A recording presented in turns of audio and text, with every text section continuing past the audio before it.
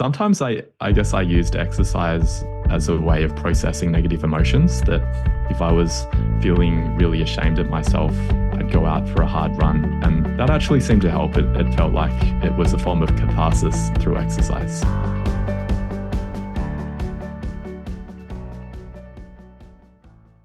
Welcome back to another episode of ADHD reWired. Today's guest is Jeremy Nagel. Jeremy is a neurospicy software developer turned startup founder who is slightly obsessed with habits.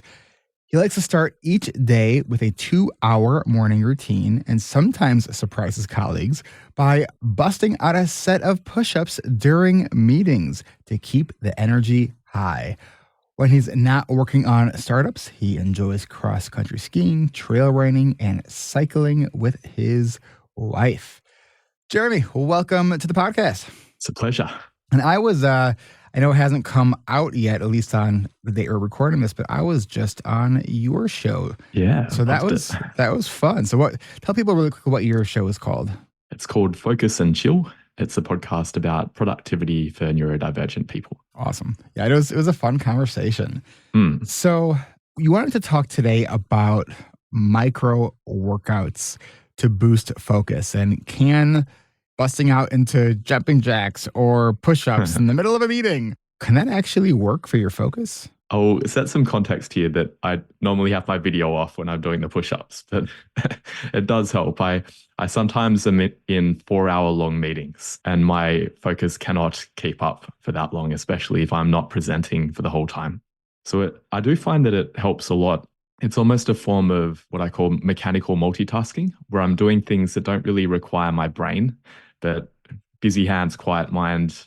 I've got various things that I do. I've got a under-desk elliptical trainer that I'll pedal on if I'm in a meeting with a lot of people and I'm not particularly involved. But that really helps me to listen. Sometimes I'll go for a walk if I can have my camera off. I'll eat my lunch. Things like that seem to really help. And I find for me, I tend to get energy slumps sometimes throughout the day, especially in the afternoon. And one thing that I've experimented with is if I do bouts of exercise throughout the day, that seems to actually keep my energy levels a lot more consistent. So that's the idea of micro workouts. And there's some evidence around it being good for everyone, especially for neurodivergent people, in terms of keeping energy levels high, keeping focus high. And it's something that I originally started doing because I felt like I couldn't fit in a workout. I was too busy to do, say, a 20-minute gym workout. But I thought, what if I space out 21-minute workouts throughout the day? It's probably not as good from a fitness perspective, but I actually really liked it. I noticed not just the fitness side of it, but also the mood benefits and the energy level and focus benefits. You know, it's interesting because my why behind, exercise and fitness is all about my brain. Like my body benefits from it, but I've seen and have experienced, well over a decade of my ADHD is really appreciative when I am regularly exercising. And my ADHD kicks my ass when I'm not. Yep. And it's funny because it's easy to forget the positive impact of it until it slips from us and then we get back to it and they're like, oh yeah, this is what it feels like. Yeah, because over the last decade or so, I've had a couple periods. I'm actually kind of in one right now where my exercise routine has been slipping a little bit. So it's not and I try to do 4 to 5 times a week. I really have cardio and it's a huge help for me. But, life's gotten busy and my local town has kind of screwed up the pickleball schedule for me, which has made it harder for me to be consistent on playing pickleball. But I do love this idea of micro workouts, especially when you're talking about when you mentioned that sometimes you have meetings that are 4 hours long. And, I will, during, a number of days of the week, we'll have meetings that seem to be 4 hours long because just kind of one meeting goes into the next, which goes into the next. And, by 3 or 4 o'clock, I'm just my brain is not processing information. And I don't know why this hasn't occurred to me to just be all right, I'm just turn my camera off and say, I'm listening. Although I guess I'm usually running the meetings, but not always. And to do some jumping jacks or to do something like some push-ups just quickly, And it's one of these, and I've even just taking breaks, which for me has always been a challenge because transitioning for me has always been a challenge. but thinking about ways to kind of integrate what did you call it? Mechanical multitasking into Mm. to what I'm doing is really interesting to me. Mm. And in the right environment, maybe you don't even need to have your camera off. Maybe everyone might want to do some jumping jacks together if you're running the meeting and you have some influence. Absolutely, and I have done that. I it would probably be beneficial to do that more often. Mm. I even like during like once a month in my adult study hall community, I run we call it Pomodoro dance party, which is Mm. basically it's a little more than 2 hours of a work session, and we have Mhm. two 50-minute work blocks. Mhm. Because I find like the 25-minute Pomodoro, I'm just getting engaged and like focused at about 23 minutes in. So it's like, great, Mm. 2 minutes of work. Now it's time for a break. Right. So I Mm. find that 50-minute work block is great for me to really Mm. get some good work done. And there's a huge part of me that just wants to push on and keep working. And when I Mhm. actually take that break and actually do the dancing, right, Mm. it's amazing how helpful it Yeah. is. Yeah, I find the same that it's very counterintuitive for me, the idea of breaks, because I feel like I'm in hyper focus. I feel like I could keep going, but often when I step away for a bit, I have ideas when I'm away from my computer and I suddenly Yes. realize, hang on, I've been approaching this the wrong way. If I do it slightly differently, it's going to solve the whole thing so much more easily. And then I come back and smash it. 100% agree with that. And like one of the sort of metaphors I like to think about, and this is true for like just general planning as well, is that Mm. with ADHD, we have this tendency to either be really good at seeing the big picture Mm. or be really good at sort of seeing the details of something Mm. and really bad at keeping both of those ideas in mind together. Yeah. Right. And so being very intentional about, and understanding that, okay, so I'm either deep in the details or, very sort of like almost philosophical around the big ideas. But we need Mm. to be really checking in on both levels of that at the Mm. same time, or at least alternating between those two. So we make sure we're on the right track and they're not, developing scope creep and having something be bigger than what it is. But I Mm. absolutely find by stepping away for a little bit, and even a little bit can be, 5 minutes. It sort Mm. of helps us shift our mind from whatever details we're working on to sort of the bigger picture and seeing other perspectives. And I find that to be really helpful. Yeah. One thing that helps with that, I interviewed someone who's an architect who is an architectural productivity expert. And An she was talking about architectural, so is this a productivity expert that works with architects or someone that like designs architecturally productivity techniques? kind of both. Okay. She was an architect for a long time and now she's a productivity expert. And she talked about how different rooms convey different types of bigger picture or smaller picture thinking. It's Interesting. basically if you put yourself in a cave-like environment where the walls are quite close and the ceiling is quite low, that's quite conducive towards deep, focused work on the details. And then if you step into a cathedral-like environment, then it makes you connect with the bigger picture. You don't have to go to a cathedral. Going outside is a similar kind of effect because there's no ceiling. So I quite like that approach that I often have big picture ideas while I'm out for a run or a walk.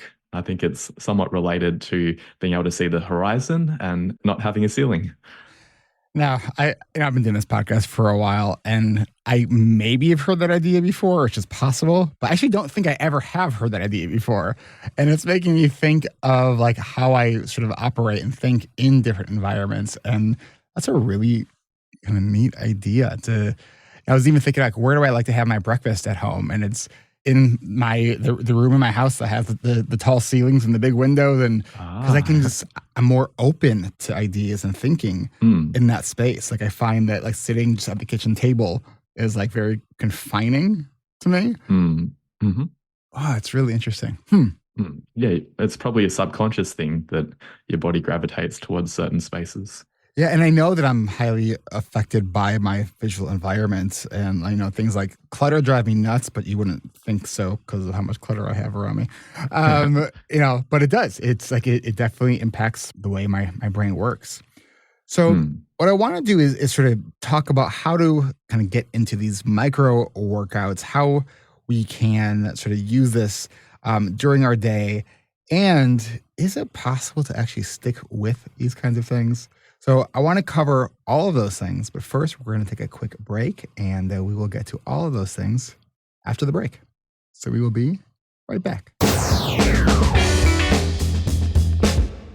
Support for ADHD Rewired comes from our award-winning intensive online coaching and accountability groups at coachingrewired.com. Are you curious about what group coaching can do for you?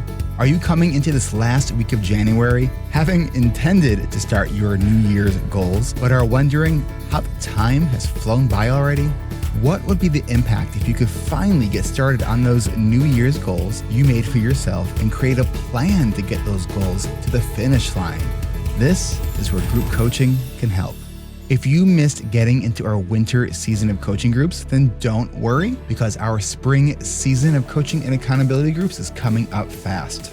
Our spring groups run from April 11th through June 31st. And we're kicking off registration on Thursday, February 15th at 12 p.m. Pacific, 3 Eastern. That website again is coachingrewired.com. Get your name added to our spring interest list, and we'll send you an email of your next steps.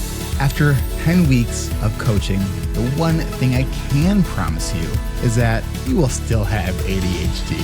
But the difference, once the 10 weeks are over, is that you will be equipped with shiny new tools and strategies to keep you moving forward with your wildly important goals. And you'll have a community of wonderful, neurodivergent people to help you back up when you stumble and fall. Because ADHD management goes beyond just the tools. It is also about the people who are there for you to help you along the way. So get a head start by going to coachingrewired.com to get your name added to our spring interest list, because registration starts in just a couple of weeks. That's on February 15th, Thursday at 12 p.m. Pacific, 3 Eastern. The website, one more time, is coachingrewired.com. Growth happens here. That's coachingrewired.com.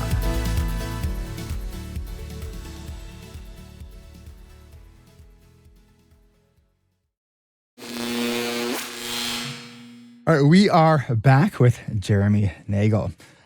All right, so Jeremy, you are doing these sort of regular, short, kind of micro workouts.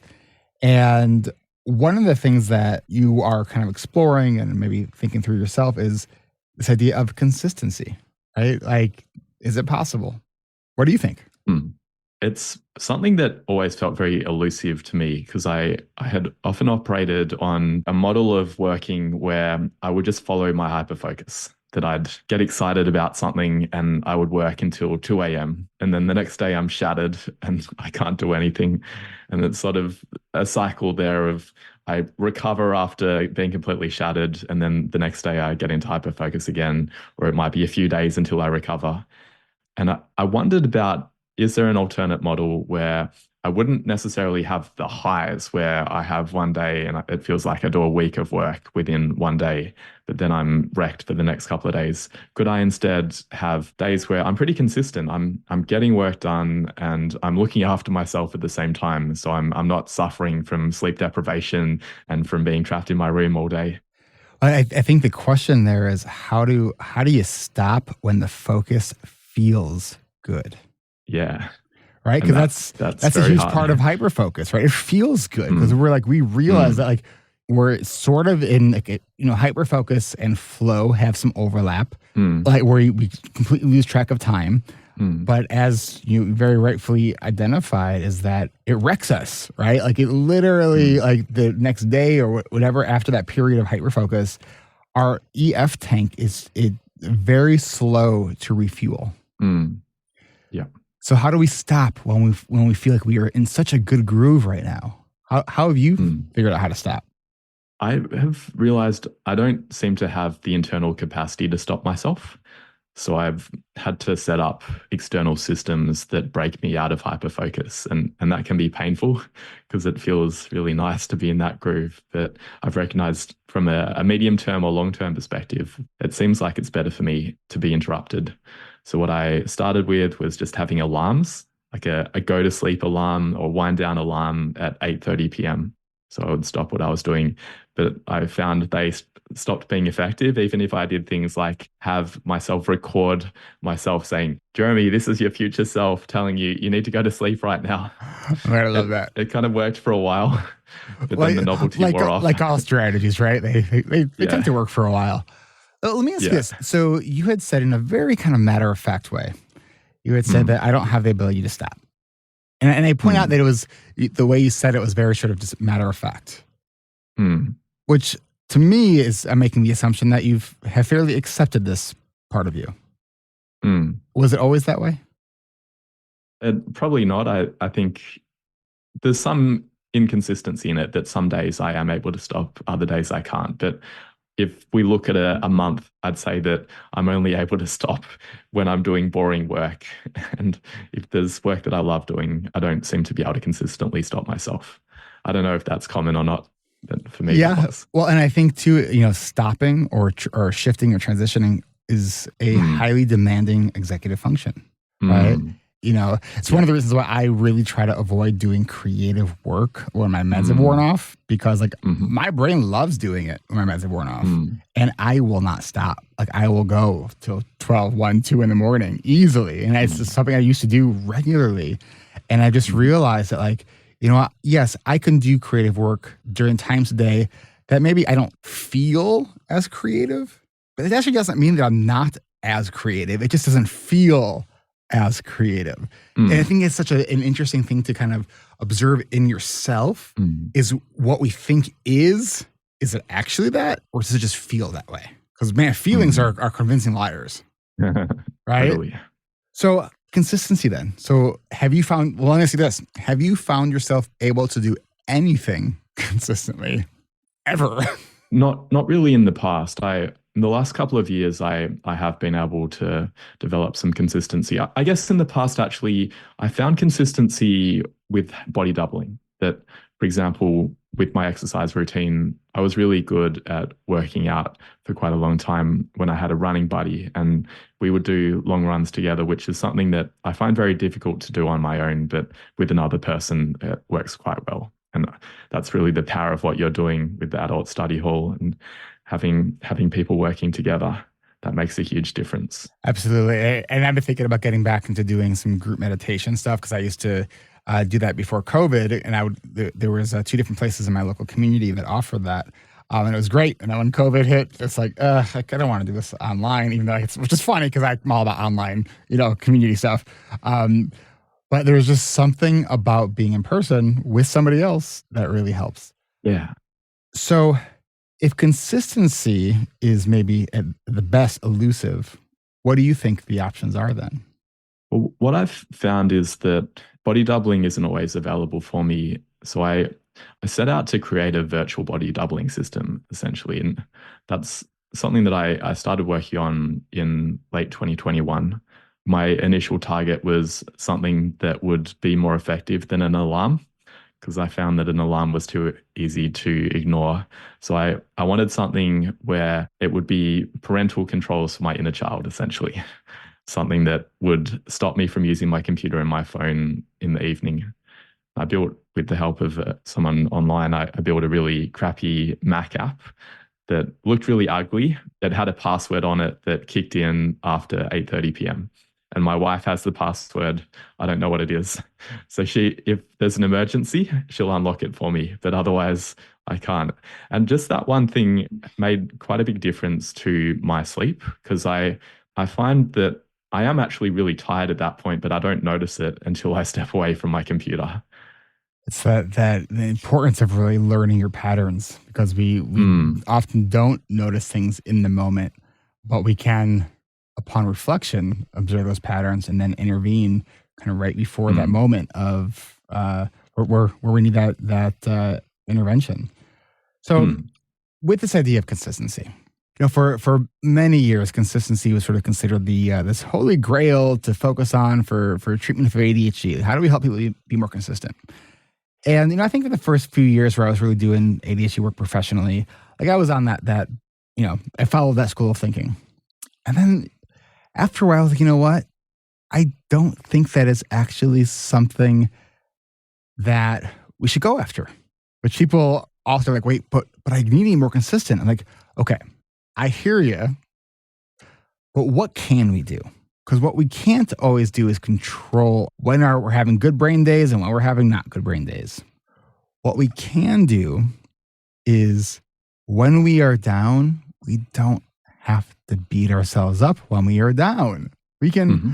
get back up, can focus on resilience, coming back to it, right? So if we can sort of accept that consistency is sort of one of the natures of the beast, right? Like the lack of ability to be regularly consistent is just part of what ADHD is. It's hard to do, Mm. but we can keep getting back up, and over time, if we kind of think about this like a law of averages, if we focus on the getting back up part, over time we're going to be fairly consistent. Mm. Yeah. So it's that idea of like the lagging indicator, right? Or it's like, what are we tracking and measuring, and is that the thing we want to be looking at? Like to me, consistency is a lagging indicator, Mm. right? Hmm. Resilience, we can track and make decisions and take actions to get back up when we are down. Mm. Yeah, I completely agree. Yeah, I often used to beat myself up, especially if I was late for appointments or if I went to bed really late again. And that self-judgment and shaming doesn't help. So I know you're into micro workouts. Were there any like ways you beat yourself up that helped with anything? That helped. Well, sometimes I guess I used exercise as a way of processing negative emotions. That if I was feeling really ashamed at myself, I'd go out for a hard run. And that actually seemed to help. It felt like it was a form of catharsis through exercise. Jeremy Science would also support that approach, right? Yeah. That idea of like when we have these intense, I almost want to call it the emotional toxicity. And I'm not talking about like toxic emotion. I'm just talking about the feeling internally where we can't kind of shake the feeling of yuck of like we screwed something up and we're just like, it's so frustrating, right? Doing something physical is what they call completing the stress response. So, and relates back to these ideas of burnout, where burnout isn't just addressed by addressing the stressor itself, it's by dealing with that internal feeling of stress, which is often, most frequently, effectively done through physical activity. Mm. A bit like gazelles after they've been chased by a lion, shaking themselves off. Yes. Mm. Yes, absolutely.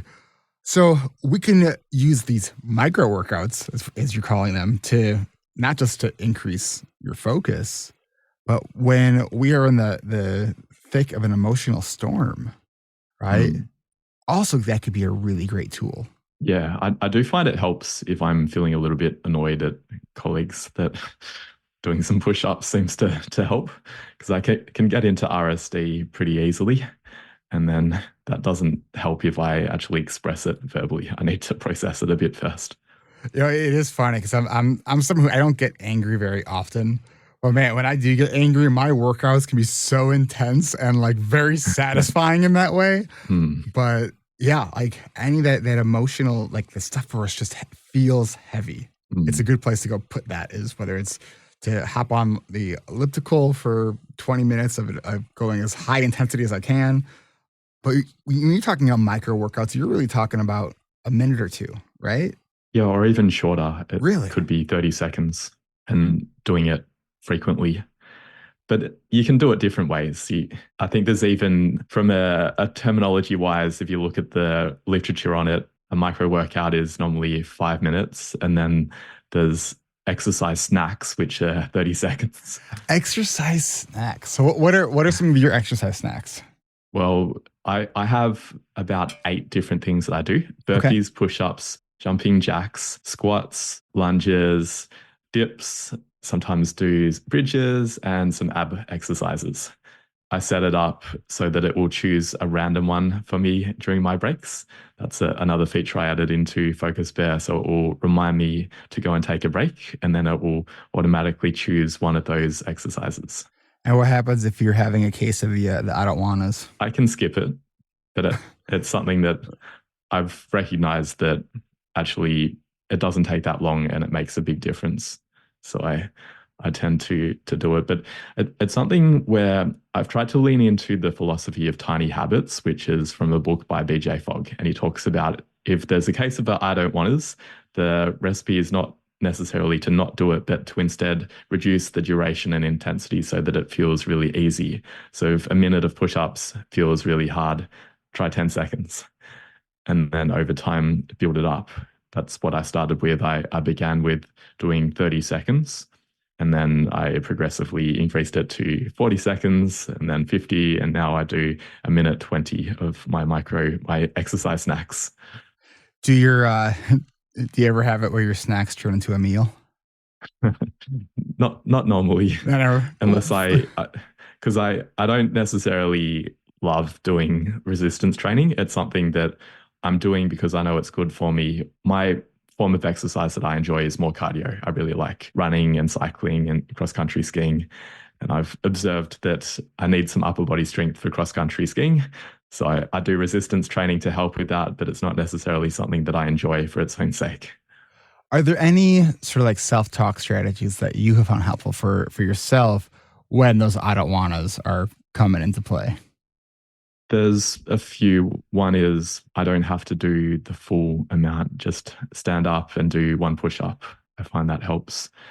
And then it's going to be good for you, but also potentially observing that if I am completely tired and I don't have enough energy to do a push-up, then maybe I don't have enough energy to be working right now and I should go have a nap. Oh, interesting. Okay. Here's what I think we should do. Before we take a break, and I'm going to invite you and all of our listeners to join us, let's do 2 push-ups and then go into break. All right. So here we go. This is going to make awesome audio. Here we go. I'm moving my chair out of the way. The sounds of the groaning is what happens when you're almost 43 years old and you're trying to get down to the floor. Okay. All right. 1, 2. Okay, that's it. We're going to take a quick break and we will be right back. Hey there, ADHD reWired listeners. Do you ever find yourself trying to focus on a task, but your brain is like a hyperactive squirrel at a nut festival? Well, fear not. Introducing the Focus-O-Matic 3000. The Focus-O-Matic 3000 is the latest, greatest, and only imaginary solution to your wandering mind. It's a state-of-the-art make-believe device that you wear on your head like a hat, but 78% sillier looking. Simply put it on and voila! The Focus-O-Matic 3000 gently redirects every wandering thought back to your task. Thinking about what to have for lunch during a meeting? Zap! Back to the spreadsheet. Wondering if the penguins have knees during a deep work session? Zoom! You are back to writing that report. But wait, there's more. Order now, and we'll throw in a patented we'll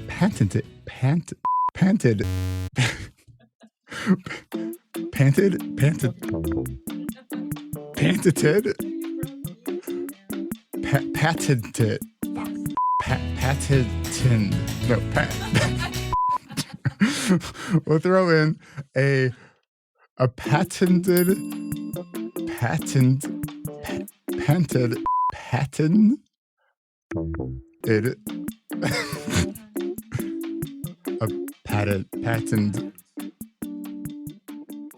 do it again. Oh, but it's a patented. We'll throw in a patented distraction distractor. It's a small device that distracts your distractions. It's like a decoy for your brain. And for those moments when you're trying to sleep, but your brain is hosting a TED Talk titled, Every Embarrassing Thing I've Ever Done, we present the No More Oops Dreamscape.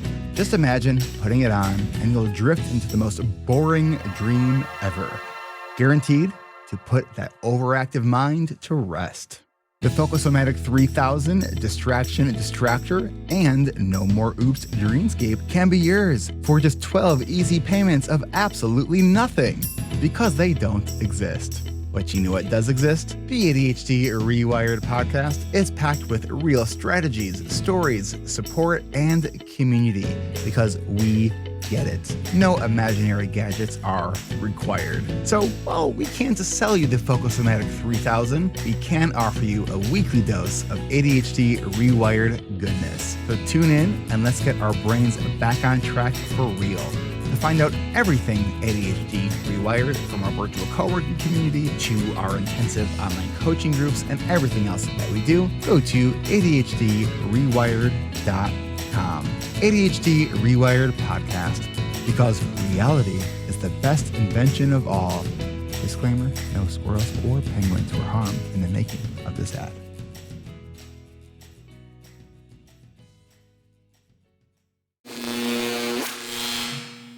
All right, we are back with Jeremy Nagel.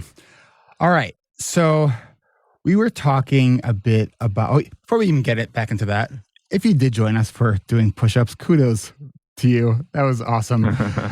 Jeremy told us that he almost knocked over his bookshelf though while doing it, and I actually found a little desk clock that I couldn't find, and it was on the floor.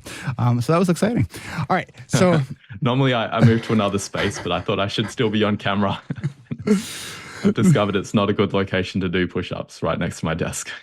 Well, environment, it does matter. So maybe that's something to explore, is how do we modify our environment to make, these kinds of things easier for us, which is, a pretty good ADHD strategy in general, is how do we set up our environment to be more conducive for what we want and need to do. So you wanted to talk a little bit about not just consistency, but consistency and variation. Yep. Because I agree with you that consistency in terms of doing exactly the same thing each day and having exactly the same brain each day isn't possible. But I feel that it's possible to reduce the amount of variation each day in a good way, in the sense that if I work until 12 a.m. every day and then I don't sleep enough, then the next day is going to be horrible. But if I have a relatively consistent amount of sleep, and I do a consistent amount of exercise, and I have relatively consistent amounts of breaks, I'm not going to have the same day each day, but I'm going to have a more regular day. And it's a bit like what you were saying around creativity, that if I ride the creative high, then that's going to be great one day, but from a long-term perspective, it's not going to be the same. One thing that I do in that regard is I'm working on a book, and I'm working on it in a measured way where I spend 10 minutes each morning writing the book, whether I'm feeling inspired or not. On days that I'm not feeling particularly inspired, I might only write 50 words. On days that I'm really in the groove, I'll be able to smash out 150 words in that time. And it adds up from a long-term perspective. What do you think about that in terms of not necessarily being robots, but having more routine and contributing to some level of consistency? I love sort of the paradox of routine with ADHD, in that it is so helpful for our brains, and yet so many of us recoil when we think about like routine. Like, that just sounds so boring, right? And it's like, is having the surprise variety show every day, is that more interesting? Like, maybe, but what are the downsides to that? Because there are plenty, so trying to have a lot of your day be as routine as possible. And you can even create flexibility and variety within that, predictability and that regular approach to something that you're doing.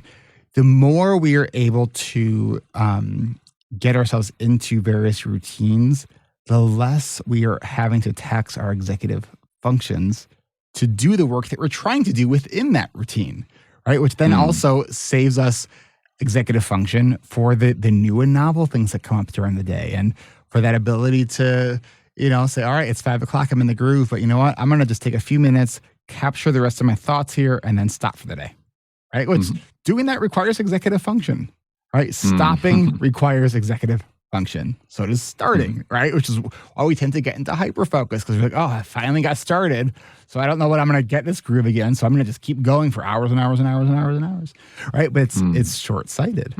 So I do think that having some variation is helpful. I know even with exercise, and I definitely have this tendency where it's either all pickleball all the time, or I'm just on my elliptical, and not mixing up the variety. And, I think if you talk to any person that knows anything about fitness, they would say variety is really important for longevity, which is Mm. important. Hmm. Yep. I'm speaking with a hamstring injury right now from probably having done too much running. So, yeah, I mean, what do you think about that, the idea of consistency and having variation within your routines? Yeah, I really like that idea. One thing I do is, say, with my meditation, I meditate each day, but I have a different meditation music track each day. Not completely different. I've got four that the system will choose from, but it will choose a random one each day. And I like that I don't know what I'm going to get. I know that I'm going to get meditation, but is it going to be this weird sci-fi video in the background with some sort of weird music, or is it going to be more of the classical music? And the same thing with yoga, that I've got 10 different yoga videos that it'll choose for me, and I'll do one of those 10-minute yoga videos, but I don't know which one. So it sounds like you've done some front loading of the Mm. things that you'll be kind of fed with the tools that you've created, and Yeah. then allow for some randomness and variability within that. Yeah. Mm. So, what's hard about that for you? The parts that are hard are probably recognizing that even if I get enough sleep and even if I do my meditation and my exercise, my brain isn't always going to be on each day. And that can be frustrating, that I feel like I've done everything right, but I still feel tired today. And what do I do about that? And I think that really harkens back to what you were saying earlier about avoiding shaming and adopting resilience, that just noticing today I'm not feeling that great and I can have a slower day. I can still try and do some work, but I'm not going to be able to perform to the level that I did the other day where I was feeling amazing. So, how do you sort of cultivate whatever it is that you need to do to allow yourself when you're having that sort of bad brain day? Like, how do you treat yourself? It feels relatively intuitive that if I'm feeling tired, then I'm just going to have a slow day. But I guess the things that are important for me there is to not compound it, because in the past, what I would probably have done is go to bed and maybe play on my phone for half the day when I was having a bad day like that. And that doesn't actually really help. It sort of feels like it helps in the moment, but from a long-term perspective, it doesn't really, because then it sets up my brain to have this pattern that when I'm feeling tired, the way to deal with that is to go and snuggle myself in my doona. So what I try to do is on days like that, I have people that I can talk to about it. I've got a bunch of friends that I'll talk to on good days and bad days, and we sort of balance each other out. That on days where I'm feeling great, I'm there to help other people, and on days where I'm not feeling great, I'm sort of using that network to help me to get back into the groove, using, I guess, body doubling in that way. I love that. I love that. I think it's reaching out for help when you're sort of in struggle. I think that's such an important idea. Like, don't struggle alone. Don't ADHD alone. I mean, I think that's like that's maybe that should be our new tagline. It should be rewired. Don't ADHD alone, right? Because Mm. it is so important. It's because that's where shame grows, is when we're in our own heads, when we're just by ourselves, and we're sitting in our own shit, right? Where we're like, Mm. we screwed up again, right? It's like, okay, don't sit in that space alone. Yeah. Self compassion is, to me, it's something that I've known for many years. And the more I do this work, the more I just see how like paramount it is to forward progress, is to have that self compassion when we are stuck, when we're Mm. doing everything right, and yet like our brain has other plans, right? Like, it's so frustrating, but like we can't beat ourselves up even though we're frustrated, right? It's like, Mm. okay, like getting curious, huh? Like, I feel like I'm doing everything right. Like, what's going on that's making I still feel like I'm having a hard time, say, focusing today or getting this thing done, or I'm having a hard time starting these tasks, or I notice I'm avoiding these types of things more often. Or like, I know for myself, like one of my sort of like barometers for how I'm doing is how many dishes I leave in the sink, Yep. right? Because like there are times where like I clean up as I go and it's not hard at all.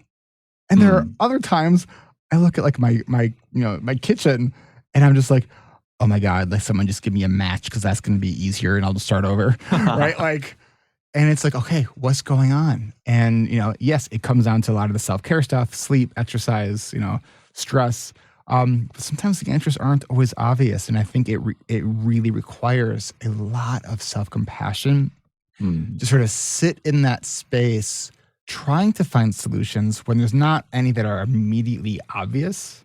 But I don't know of any other way forward in a way that's healthy by any degree. Right? Yeah.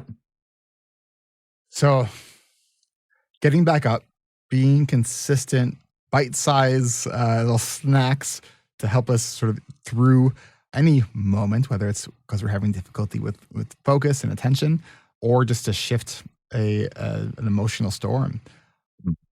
What else do you think is, like, where else do you think micro workouts could be helpful? Maybe not micro workouts, but I think the other thing I find helpful is externalizing my executive functioning at times for days where the EF tank is low. That's where, for example, the cutoff time in the evening is really important. And with Focus Spare, I added in distraction blocking because I found that on days where I'm feeling low energy, I have a tendency to go Wikipedia surfing and go in and chase the news headlines, read Reddit, things that are not really conducive to me getting things done. So being able to have limits in place so that I'm not going to go down those rabbit holes is really helpful. Because on good days, I don't need the limits because I'm hyper focused. I'm very clear on what I need to get done. But on days where I'm not feeling that great, it's very easy for me to go down the wrong path. And having my past self, having set up the sites that I shouldn't access, that's very helpful. How is it possible to get around those sites that you've blocked? It is, but it creates a bit of a speed bump. It takes a little bit of time to unblock it. And often that little bit of time and the pop-up that appears, it gives me a slight guilt trip in a good way, not a shaming way, but you said you didn't want to access this site. Are you sure you want to? That's enough to sometimes snap me out of the bad train of thought and make me realize, hang on, maybe I'll just write down that I want to go check Reddit later and I'll do it at the end of my workday instead of right now. It's sort of that the power of the pause, right? Just like slow down that moment where you are feeling like you're wanting to take another path, where you're wanting to go, check the website that is just, I don't know, something that your curiosity got intrigued by. Maybe it's you're trying to emotionally regulate because you're working on something hard. And so, what's our favorite way to emotionally regulate? Procrastination. Right? Like, well, like this is hard. Let me go do something else because that's not going to feel so bad. But then you're still left with whatever you're working on is not getting done. Yeah. Right? So that pause, it can be really, really important. Jeremy, is there anything else that you want to share with listeners? The other thing I want to share is we were talking about dishes just before. And I want to share about mindfulness and meditation. I find it really hard to sit down and meditate. But I actually find doing the dishes is an amazing way for me to meditate. And I wonder about reframing it.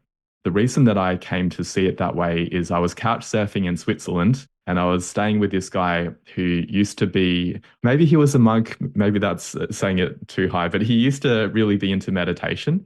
And he said, these days I don't meditate anymore. I just do the dishes. And that's my meditation time. And I really love that idea. And it has changed the way that I view household chores, that instead of needing to listen to a podcast, you should listen to this podcast, but don't do it while you're doing the dishes. Instead, use that as time to have busy hands and a quiet mind, and you might be amazed at the ideas that come to you while you're doing the dishes. So instead of doing the dishes, I'm gonna meditate. And the dishes are gonna get done while I do that. Karma yoga is another way I've heard it termed. What is it called? Karma yoga, like Karma. Karma yoga. Okay. Huh. I like that idea. I think this is true for just so much of living well with ADHD. It often requires 1,001 creative outside of the box strategies, because so many strategies will work for a while until they don't. So the positive part of that, if we do have that growth mindset and really are motivated by forward motion, that we're going to build a pretty big toolbox because we need to, right? Because the stuff that works one day might not work the next, and we need to come up with other strategies for that. So it's like, above all else, there is no one right way to do anything around ADHD, right? It's do what works. Yeah, for the moment. It might not work a month later or a week later. Right? Do what works for now. All right. The website is focusbear, BEAR.io. And just really quickly, what can people get when they go to that website?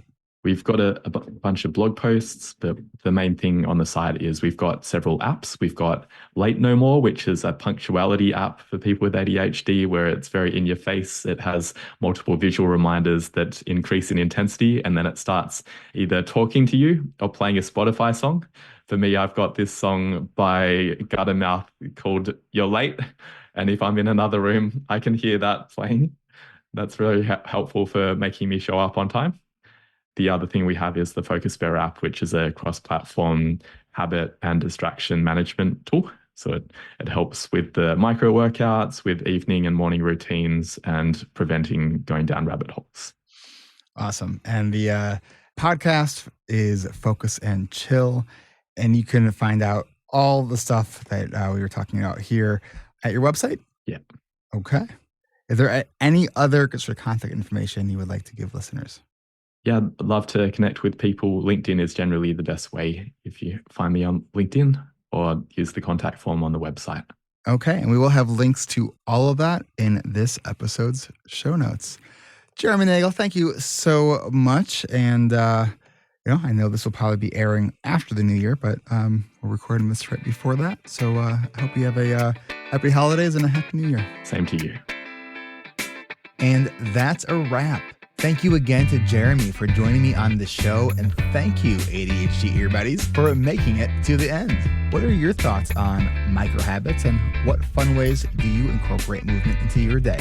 Join in on the conversation by becoming a part of our free and secret Facebook group at ADHD-rewired.com/community. How does boosting your productivity and tackling your toughest projects and to-dos with guided co-working sessions and accountability sound? What about real-time around-the-clock body doubling and ADHD-friendly co-working? You can get started in our Adult Study Hall community at adultstudyhall.com. Are you new to ADHD Rewired, or are you a regular listener of the show but haven't left us a rating and review yet?